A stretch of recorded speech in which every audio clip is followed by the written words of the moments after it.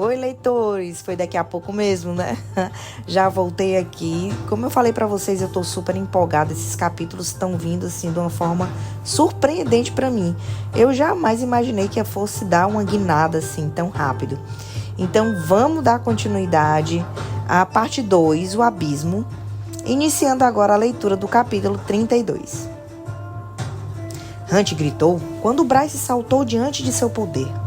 Quando o relâmpago atingiu a lâmina preta, explodindo do metal, fluindo para o braço dela, o corpo, o coração. Relâmpago se acendeu ofuscante. Não, aquela era Bryce. O poder estalava de cada centímetro dela e de Aster, agarrando-a com uma das mãos, conforme disparava para o pastor. A criatura se dividiu em 3 cães de novo. E quando a primeira besta caiu, Bryce atacou. Aster reluzente perfurou o couro espesso. Relâmpago explodiu pelo corpo da besta. Os outros 2 gritaram, e ceifadores começaram a se dispersar pela névoa, além dos obeliscos. Bryce se virou quando Hunt a alcançou e disse, os olhos brancos como um relâmpago. Cuidado! Tarde demais. A besta que tinha caído bateu com a cauda em Hunt, acertando-o na barriga e o lançando contra o portão dos mortos. Atingiu a pedra e desabou, seu poder se extinguindo. Bryce gritou seu nome conforme mantinha sua posição contra as 2 bestas restantes. Aquela que havia ferido morrera, estremecendo no chão. Hunt arquejou tentando se levantar. Levantou a espada estalando com resquícios de poder. Não era muito. Como se o primeiro golpe tivesse exaurido a maior parte, Hunt apoiou a mão na placa de bronze do portão dos mortos quando tentou se levantar mais uma vez. O poder foi sugado de seus dedos, sendo puxado pela pedra. Restou a mão. Uma das bestas avançou contra Bryce, mas saiu quicando com um golpe de Aster. Precisava de mais poder. Hunt olhou para o arco do portão dos mortos acima. Prima Lux fluía dos 2 sentidos, para dentro do portão dos mortos e para fora. E ali, onde o último poder dos mortos o alimentava, ali era o poço. Como aquele que Bryce tinha usado durante o ataque na última primavera. Sophie e Miley Renast podiam canalizar energia também. E relâmpago? Hunt não era pássaro trovão. Mas será que conseguia fazer o mesmo? Relâmpago corria por suas veias. Seu corpo era feito para lidar com energia pura, incandescente. Será que era aquilo que Apollo indicara? Porque o príncipe queria não somente ele e Bryce, mas Emaille e Sophie? Será que o príncipe do fosso havia arquitetado aquela situação, manipulando-os para que fossem até o quarteirão dos ossos, de modo que Hunt sentia-se forçado a dar conta do que podia fazer com o próprio poder? Talvez Emaille nem mesmo tivesse ido ali. Talvez os ceifadores tivessem mentido a respeito de Apollo, apenas para levar os 2 até ali, até aquele lugar, naquele exato momento. Bryce inclinou a espada para mais alto, pronta para lutar até o fim. Hunt olhou para ela por um momento, parecendo um anjo vingativo, e então passou a mão na placa de bronze do portão dos mortos. Bryce ousou dar apenas uma olhada para trás quando Hunt urrou de novo. Estava de pé, mas sua mão... Prima Lux branca e ofuscante? Ou seria Secunda Lux? Fluía do portão dos mortos para cima do seu braço até o ombro. E do outro lado do arco, a pedra começou a escurecer, como se o anjo estivesse drenando. Os 2 cães do pastor se fundiram de novo, antecipando o próprio próximo golpe. A voz de Hunt soou como um estalo de trovão quando disse atrás dela: Acenda, Bryce! As palavras floresceram no coração de Bryce, no mesmo momento em que Hunt disparou um rio de poder dele, do poder do portão dos mortos, para dentro dela. Aquilo queimou e rugiu e ofuscou, uma bola de energia se contorcendo, a qual Bryce dobrou à sua vontade e canalizou para dentro de Aster. Bifurcações de relâmpago estalaram de Hunt, dela, da espada. O pastor deu meia volta e fugiu. Bryce correu em seu encalço. Asas bateram às suas costas e então estava nos braços de Hunt. Carregava-a bem acima das costas da besta. Então mergulhou, relâmpago correndo em volta deles, uma descida meteórica. Chocaram-se contra a criatura. Bryce enfiou a espada na nuca do pastor, atravessando o crânio. Relâmpago e Prima Lux explodiram através da lâmina e o cachorro explodiu em partículas de fumaça.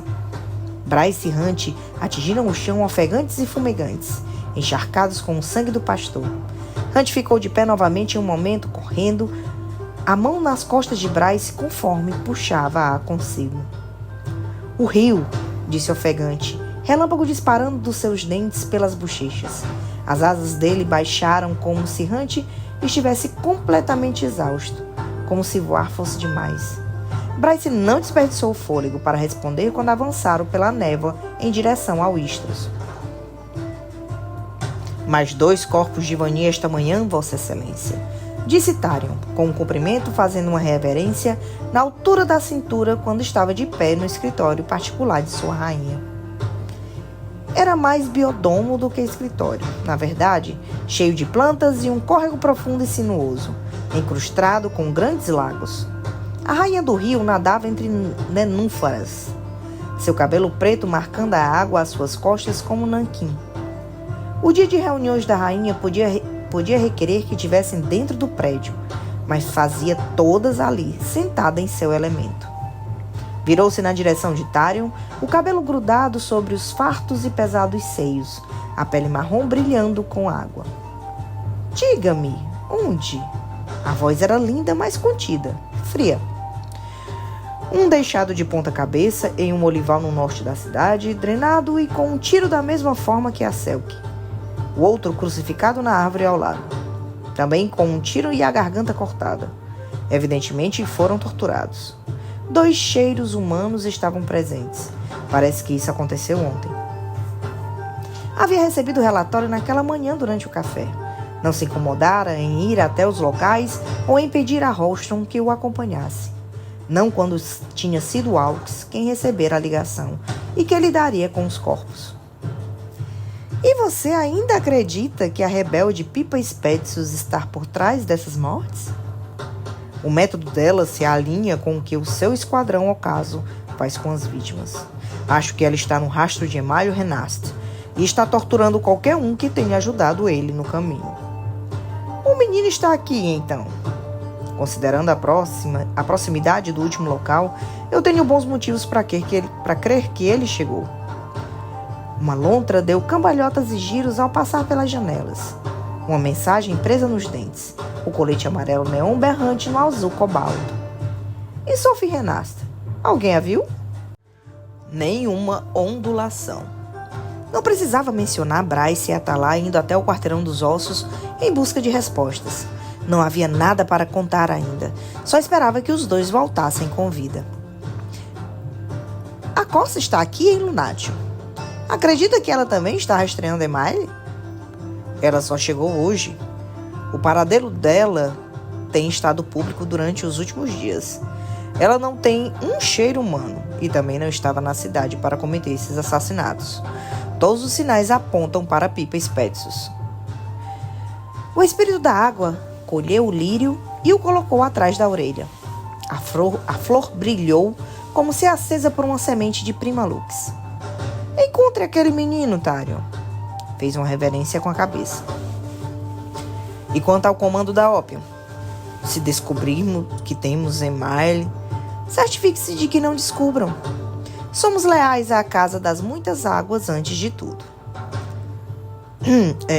Minha senhora, por que o menino? Por que o quer tanto?" "Está me questionando?" Apenas a rainha do oceano, senhora das águas, filhas de Ogena, tinha aquele direito. Ou os Asteri. Tharion fez uma reverência. Relâmpago iluminou a superfície de novo, e Tharion franziu as sobrancelhas. Aquele não era o poder de sua rainha, e como a previsão não tinha anunciado tempestades, Tharion se curvou novamente. "Peço desculpas pela impertinência. Vossa vontade é a minha. Vou atualizá-la quando tiver aprendido o menino." Fez menção de partir, arriscando fazer isso sem receber dispensa, e quase havia chegado ao arco antes que a rainha dissesse: "Gostou da sua punição de ontem à noite?" Fechou os olhos por um momento antes de se virar para encará-la. A rainha do rio havia mergulhado o corpo no córrego de novo. não mais do que uma bela cabeça de cabelos pretos entre nenúfares, como um dos seus soulbacks, esperando fazer uma refeição com os mortos indignos. Tarion falou. Foi uma punição sábia e adequada para minha ignorância e transgressão. Os lábios dela se curvaram em um sorriso, revelando dentes brancos levemente pontiagudos. É divertido ver você sendo puxado pela coleira, Tarion. Engoliu sua réplica, seu ódio, seu luto e inclinou a cabeça. Mais relâmpagos. Precisava ir.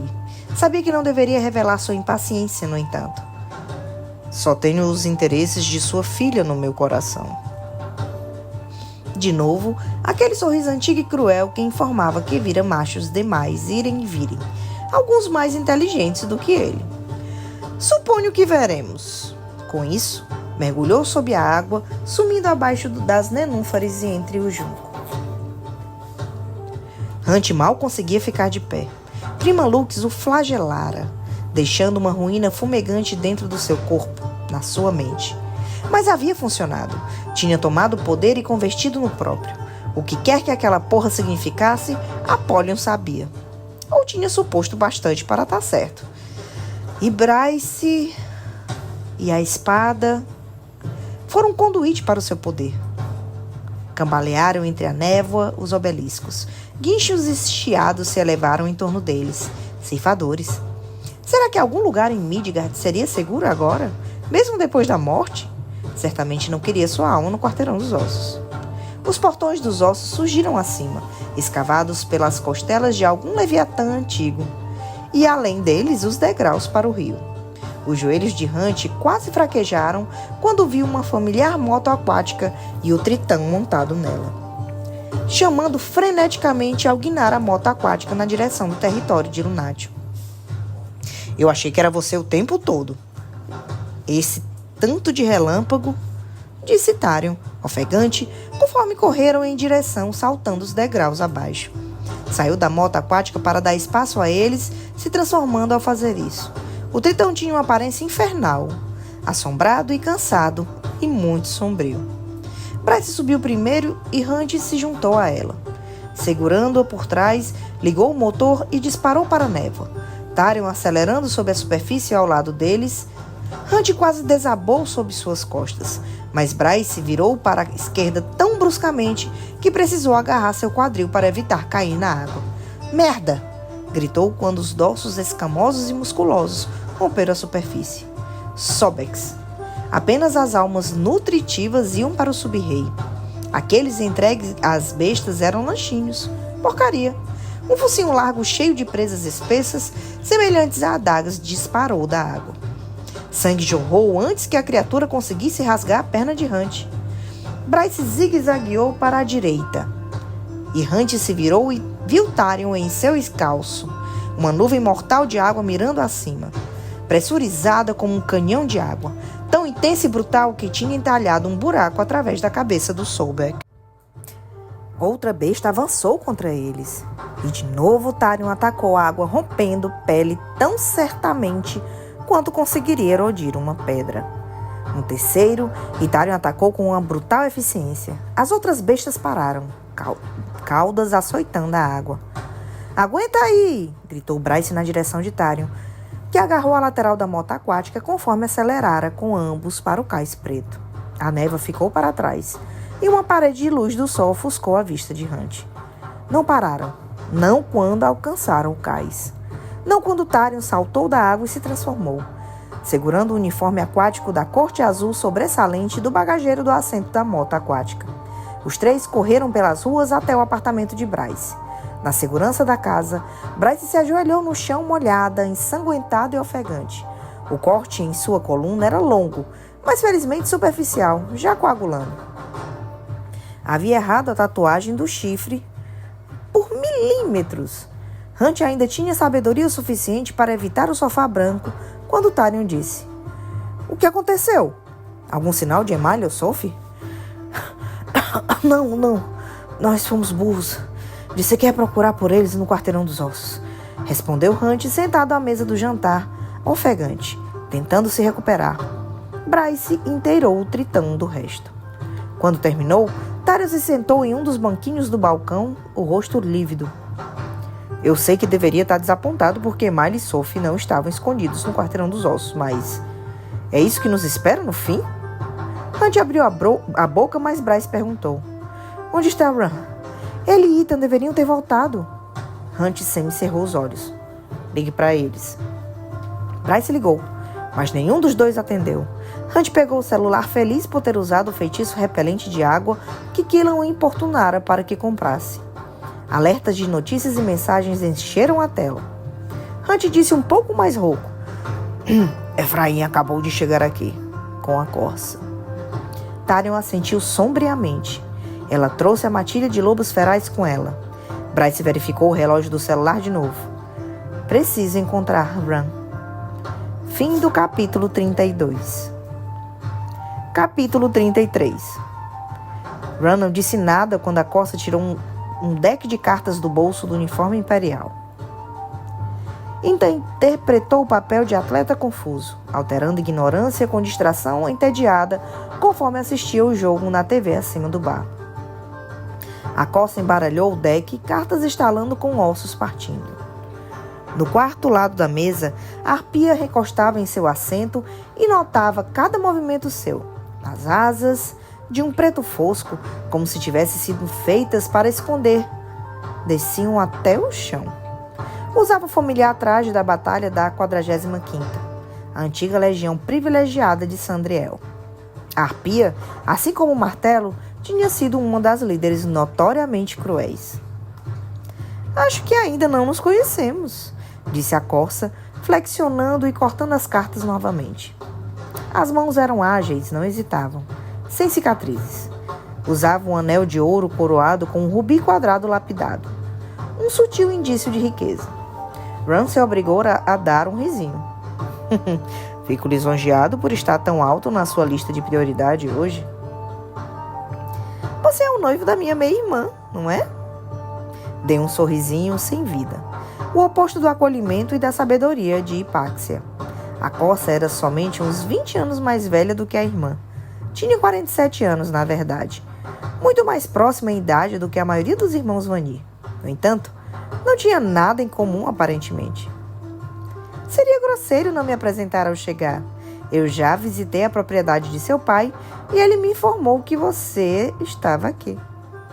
Cormac devia ter passado a mentira para o rei Outonal logo antes da Corsa chegar. Graças aos deuses. E Ran riu com escárnio. Um prazer conhecer você.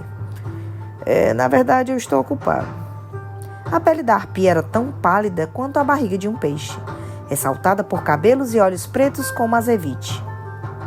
Você é tão impertinente quanto parece, príncipezinho, disse. Ran girou o piercing labial com a língua. Eu detestaria desapontar.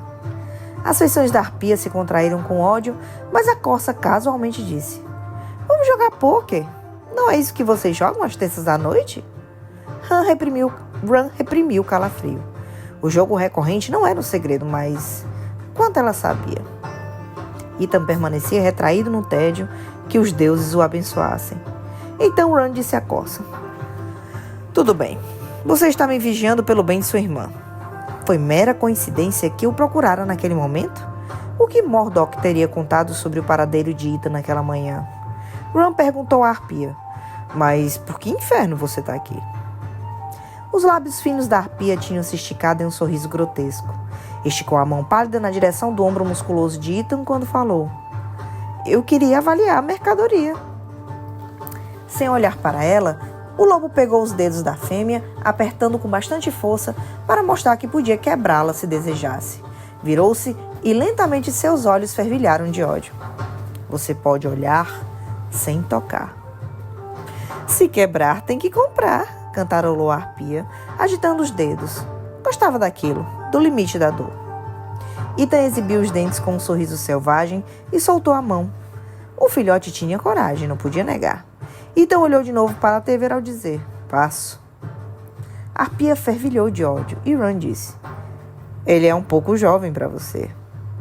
E quanto a você, rebateu ela, o sorriso afiado de uma assassina. Ran encostou na cadeira tomando seu uísque. Estou noivo, não saio trepando por aí. A corça deu as cartas com uma graciosidade ágil e firme. Exceto com faunas, é óbvio. Ron manteve o rosto impassível. Como sabia sobre a fêmea na festa? Encontrou seus olhos dourados, um par perfeito para um martelo em beleza e temperamento. Não estava na Ciméria na primavera, graças aos deuses.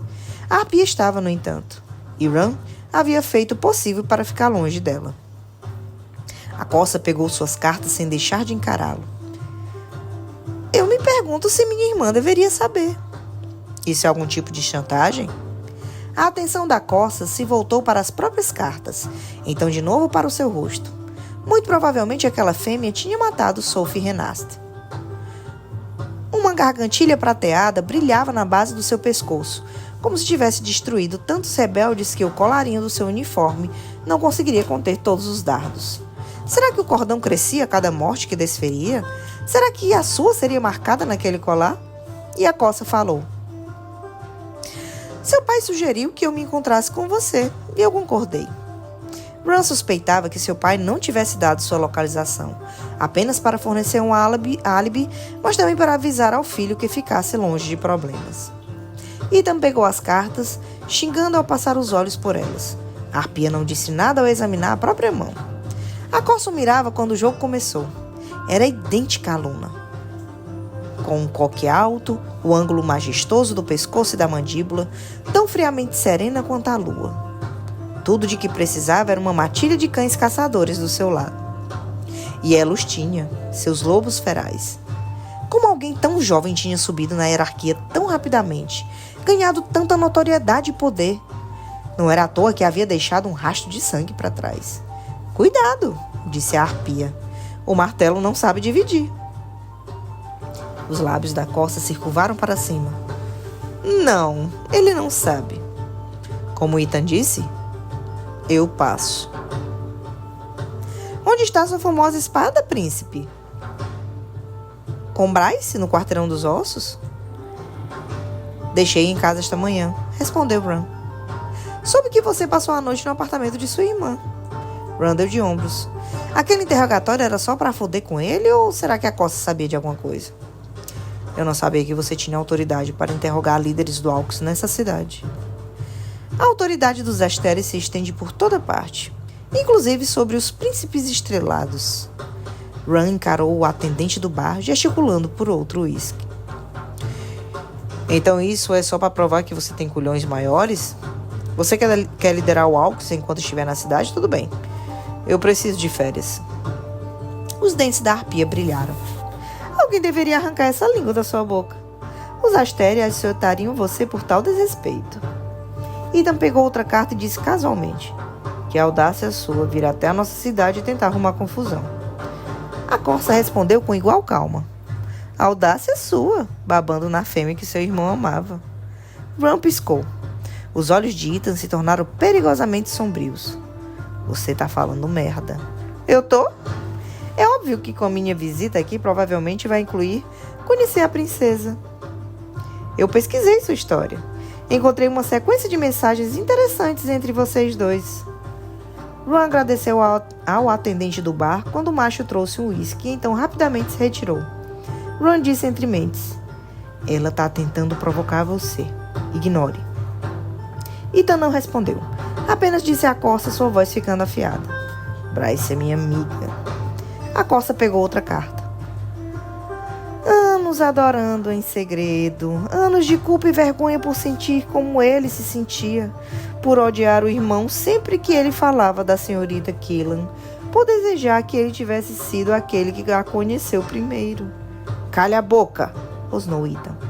A corça continuou inabalada, amando-a, desejando-a à distância, esperando pelo dia que ela perceberia que ele era aquele com quem deveria estar.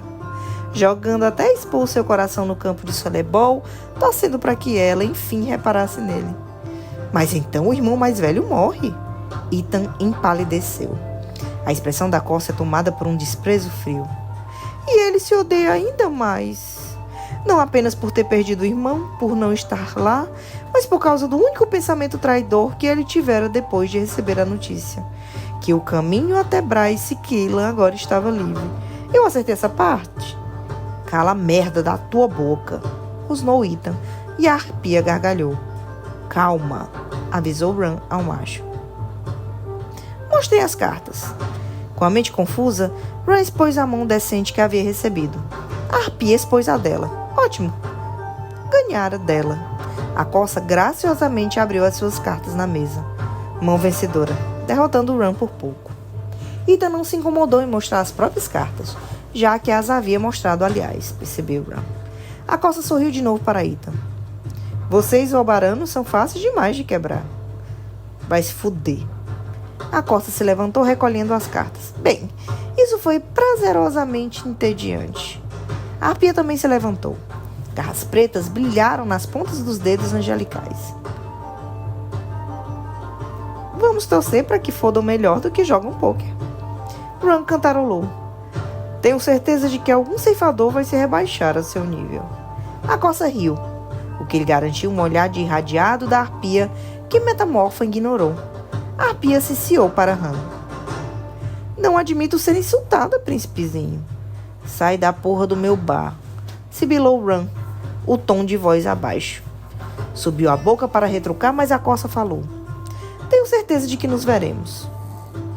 A arpia entendeu o comando para ir embora e saiu em direção à sua ensolarada, onde a vida de alguma forma prosseguia. No entanto, a corça parou à soleira da porta antes de sair.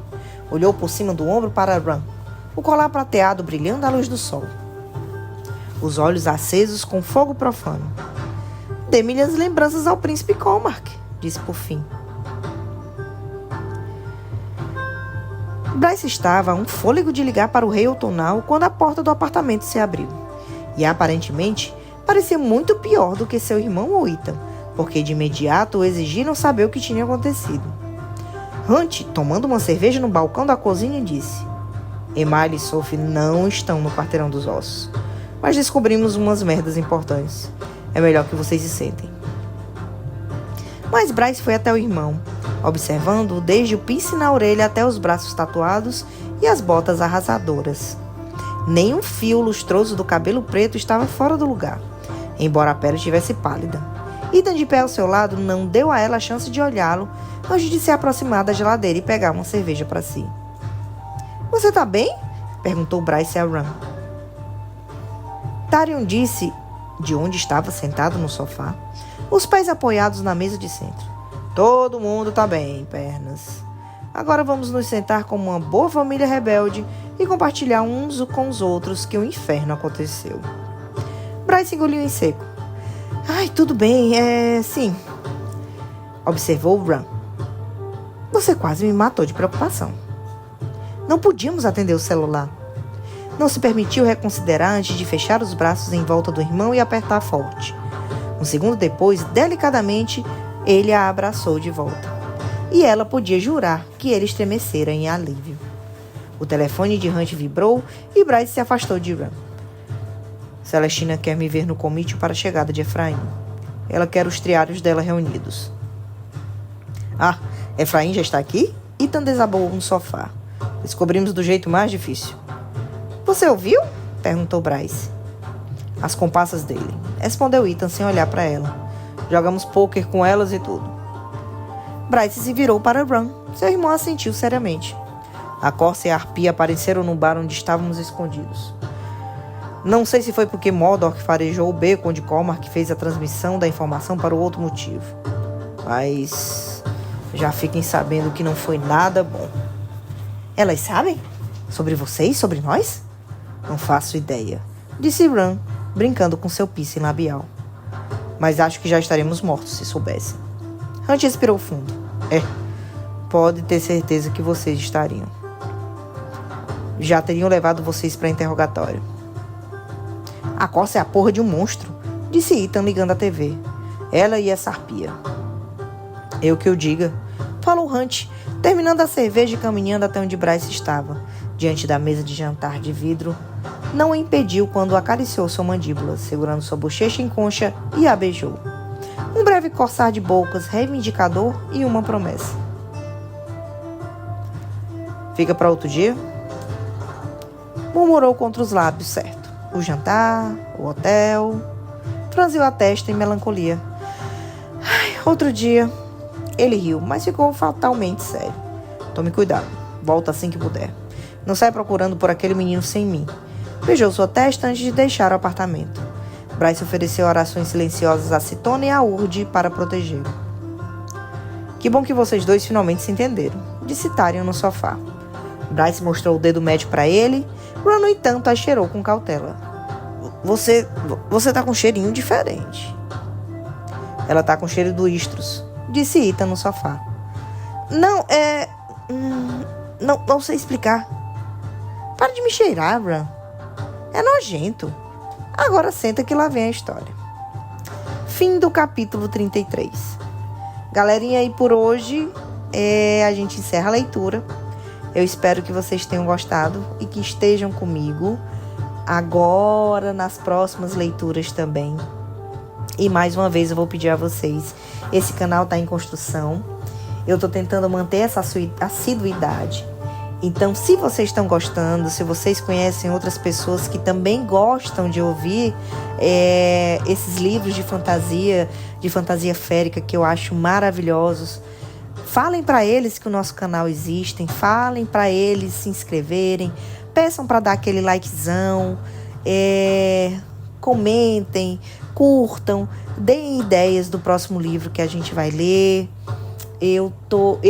Essa semana eu vi que a autora lançou o 3º livro, tá? Assim que ele chegar no Brasil para vender, eu já vou comprar e já vou preparar a leitura para vocês, tá bom? Então, um beijo grande, leitores. Muito obrigada. Deixem um like, curtam e compartilham. E até a próxima.